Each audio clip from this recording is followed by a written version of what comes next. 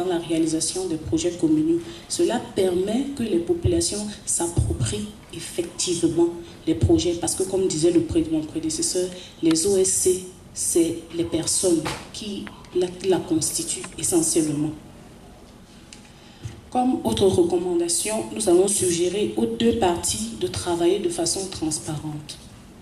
Parce que quand c'est flou, quand on ne sait pas comment ça va, on ne s'y engage pas vraiment. Il faut que la transparence soit l'un des maîtres mots.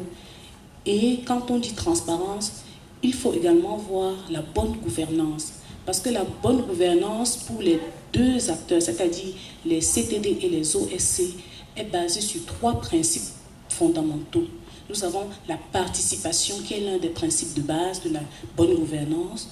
Nous avons la responsabilité, parce que chacun doit connaître sa responsabilité afin de l'exercer.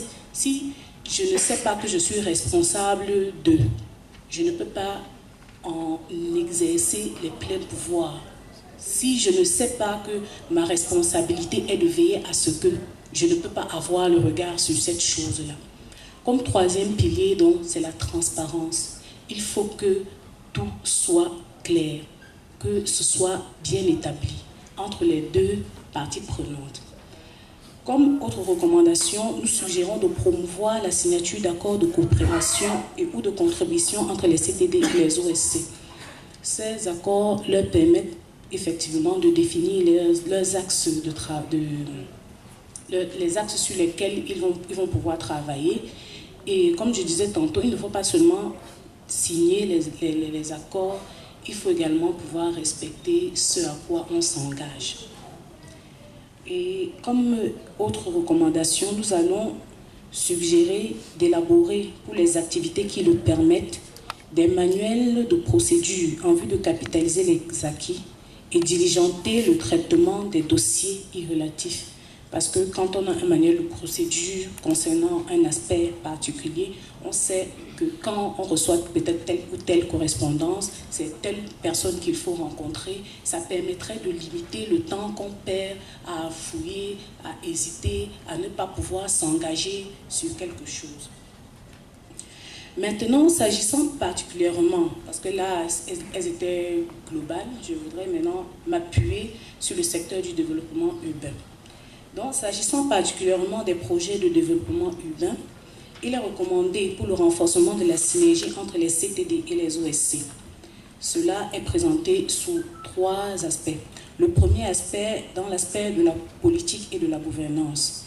Il est recommandé donc de participer à la préparation, à l'implémentation et au suivi de documents de planification urbaine et régionaux, notamment en aidant les autorités locales, ça s'adresse spécialement aux OSC, en aidant les autorités locales, autant que faire se peut, à identifier les besoins, les prioriser à travers des processus participatifs. Il est important de prioriser les besoins parce que les besoins sont immenses et multiples. C'est en consultant les populations que la mairie pourra savoir la priorité de ma population, c'est ça. Donc, il faut que je travaille prioritairement à ceci. Parfois, la mairie peut se mettre à travailler, mais sans être dans le domaine qui intéresse, qui a la primeur des populations. Et ce travail n'est pas bien apprécié, il n'est pas vu. Pourtant, c'est un travail. Également, toujours dans le cadre de la politique et de la gouvernance, nous suggérons aux deux parties de travailler consensuellement pour mobiliser les populations au processus consultatif de réalisation de projets de développement urbain. En exemple de projet de développement urbain, il faudrait prendre en compte l'élaboration des documents de planification urbaine. Je voudrais faire la précision que quand on parle de développement urbain, ça ne veut pas seulement dire document de planification urbaine. Quand on parle de développement urbain, on parle de tous les aspects de la vie en milieu urbain. Notamment, on pourrait parler de la sécurité, on pourrait parler de l'éducation, on pourrait parler de doter les populations des services urbains de base, même et éventuellement dans le but d'améliorer les conditions de vie en milieu urbain.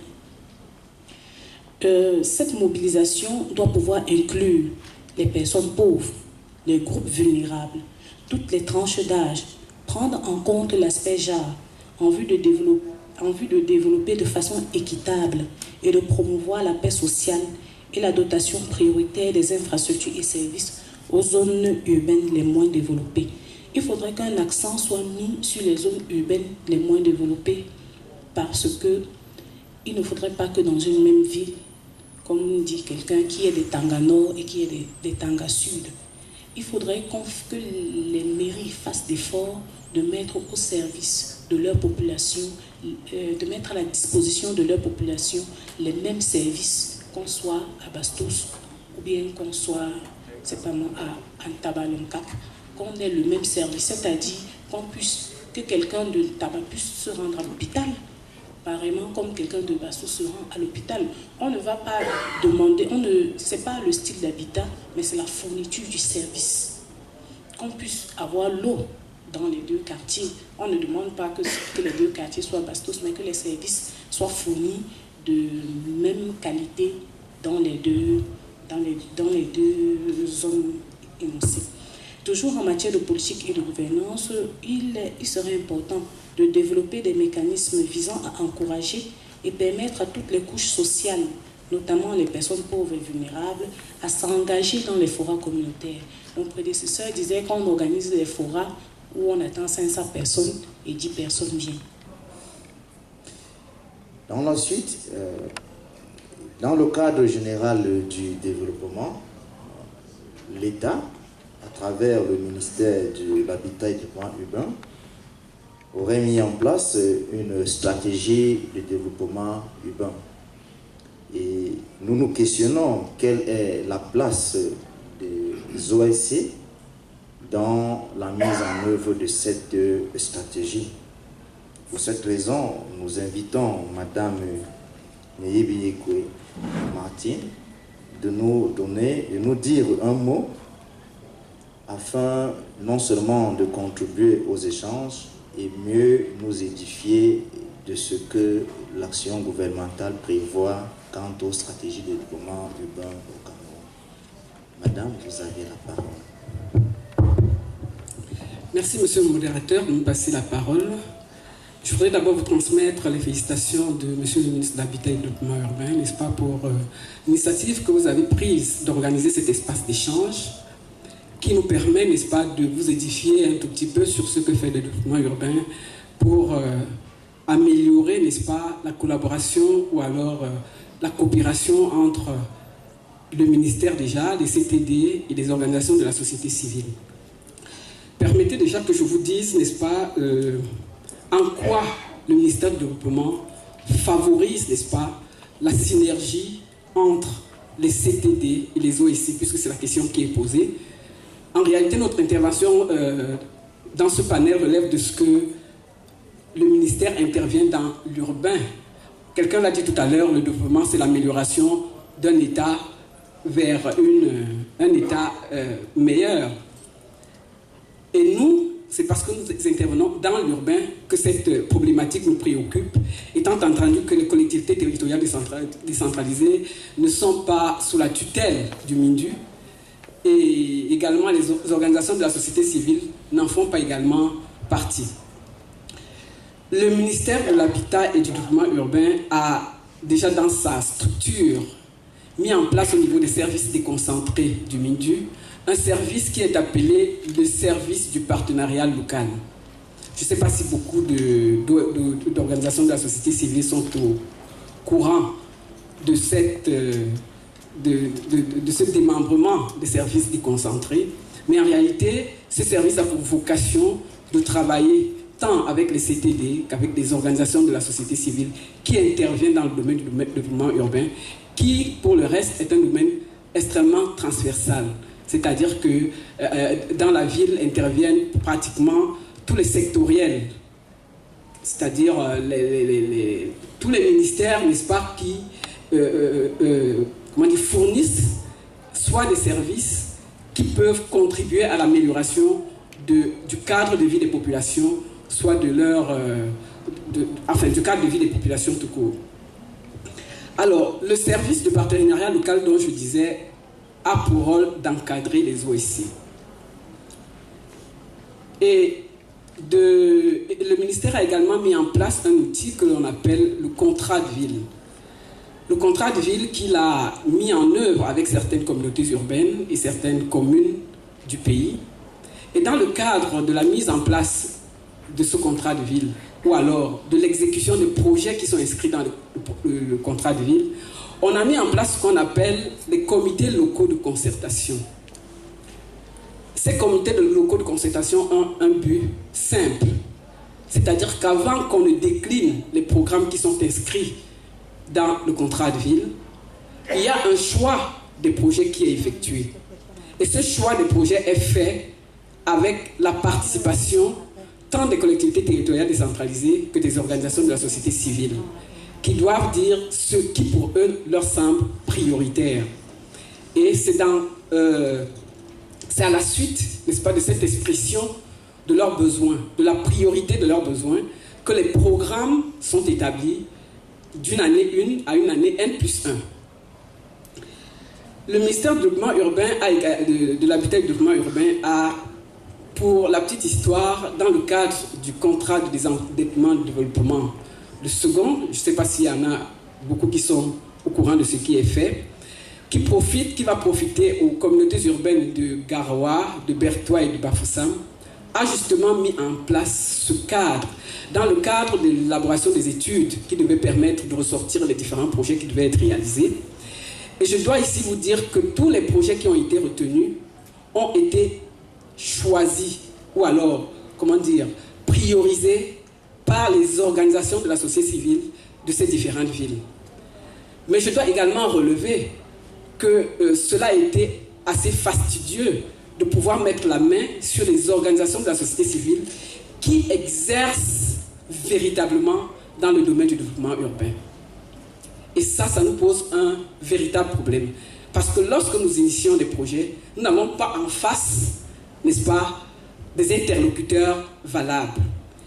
Et pour pallier à cela, ce que le ministère du développement urbain attend des OSC, c'est qu'elles se structurent véritablement, qu'elles choisissent, qu'elles définissent les domaines de compétences et qu'elles se fassent normalement enregistrer soit auprès des communes avec lesquelles elles travaillent, soit auprès des structures de l'administration territoriale de leur territoire de compétences. Parce qu'il nous est arrivé plusieurs fois de demander à nos chefs de service de nous faire le répertoire des organisations de la société civile pour qu'elles soient impliquées dans l'exécution des micro-projets, tout au moins en sous-traitance. Mais je dois dire à la vérité que nous n'avons pas pu avoir des listes, n'est-ce pas, qui soient pertinentes. Donc c'est un appel que je formule, n'est-ce pas, à l'endroit des OSC. Je voudrais dire que les OSC, pour nous, devraient être des forces de lobbying, des forces de médiation, des forces je voulais dire, des forces de plaidoyer. Parce qu'elles doivent porter à l'attention, n'est-ce pas, du département ministériel, les besoins et les problématiques qui se posent à leur niveau. Pour que lorsqu'on élabore les programmes d'intervention, qu'on puisse prendre en compte, n'est-ce pas, ces préoccupations. Et je dois le dire, et c'est pour ça que je voudrais insister sur l'importance du service du partenariat local.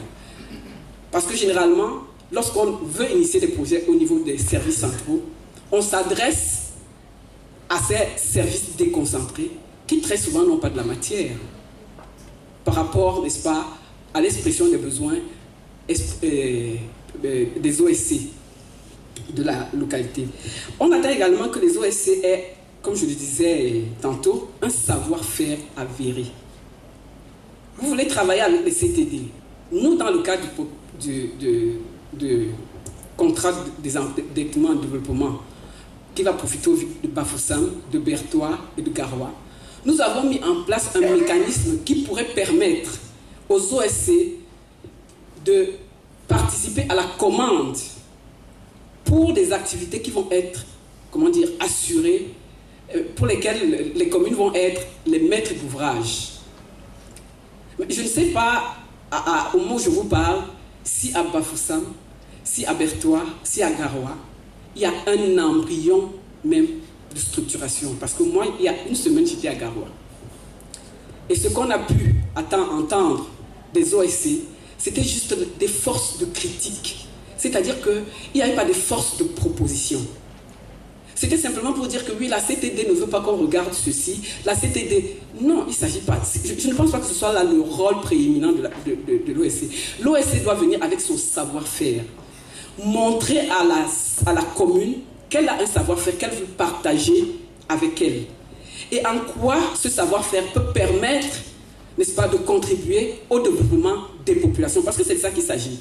Quelles que soient les structures que nous mettons en place, elles doivent contribuer au développement de la population, au bien-être de la population. Et là, je vous assure, on parlait des approches à haute intensité de main-d'œuvre, parce qu'il y a des activités pour lesquelles on souhaiterait que la mise en œuvre se fasse par les approches à haute intensité de main-d'œuvre. Et dans ce cadre-là, pour trouver la ressource qui va permettre de travailler, on a besoin des organisations de la société civile. Parce qu'elle est à même de mieux identifier les différentes, les différentes qualifications, les niveaux de qualification de la ressource dont elle dispose. Parce que le leitmotiv du ministère de l'Habitat et du Développement urbain, c'est que là où passe le projet, c'est là qu'on doit recruter la ressource. On ne doit pas l'importer dans une localité voisine. Mais malgré